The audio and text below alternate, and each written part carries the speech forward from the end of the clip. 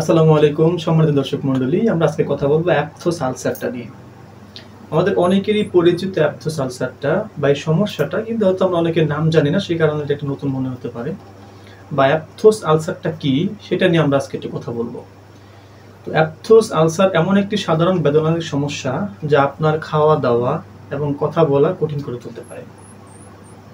আমি আবারও বলছি, অ্যাপথোস আলসারটা এমন একটা সাধারণ ব্যথা বা এমন একটা বেদনাদায়ক সমস্যা যেটা আপনার খাওয়া দাওয়া, কথা বলা এমনকি আপনার স্বাভাবিক জীবনযাপনটাকে কঠিন করে তুলতে পারে। তো এই অ্যাপথোস আলসারটা কোথায় হয় এবং কেন হয় সেটা আমরা আজকে জানবো ইনশাআল্লাহ। তো প্রথমত অ্যাপথোস আলসারের যে অবস্থানগুলো, এটা আপনার ঠোঁটের ভিতরে হবে। আমাদের ঠোঁটের এই জায়গাতে হয়, বা ঠোঁটের উপরের অবস্থানে হতে পারে, বা আমার দাঁতের মাড়িতে হতে পারে। আমাদের এই সমস্যাটা বিশেষ করে আমাদের ঠোঁটের ভিতরে হতে পারে, দাঁতের মাড়িতে হতে পারে, ঠোঁটের উপরের অংশ হতে পারে। এবং এটা এমন একটা সমস্যা, এটা খুব বেশি বেদনাদায়ক সমস্যা। যখন এটা হয়, একটা মানুষ তার খাবার দাবার, কথা বলা সবকিছুতে মারাত্মক সমস্যা।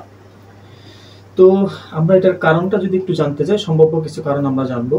মানসিক চাপ এবং ঘুমের অভাব এটার গুরুত্বপূর্ণ একটা কারণ হচ্ছে, মানুষ যখন মানসিক চাপে থাকে, একটা মানুষ যখন পরিপূর্ণভাবে ঘুমাতে পারে না, যার যখন মানসিক কোনো কারণবশত সে খুব অস্থিরতা অবলম্বন করে, তার এই অ্যাপথোস আলসারটা হওয়ার সম্ভাবনা খুবই বেশি থাকে। দ্বিতীয়ত, যদি কারো শরীরে ভিটামিন বি, আয়রন এবং ফলিক অ্যাসিডের অভাব হয়, সেক্ষেত্রেও এই অ্যাপথোস আলসারটা হতে পারে।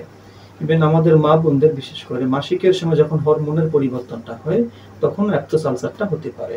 এবং কখনো কখনো আমরা ইচ্ছা করে ঠোঁট কামড়াই, দাঁত দিয়ে ঠোঁট কামড়ার চেষ্টা করি, এটা থেকে আমাদের অ্যাপথোস আলসারটা হতে পারে।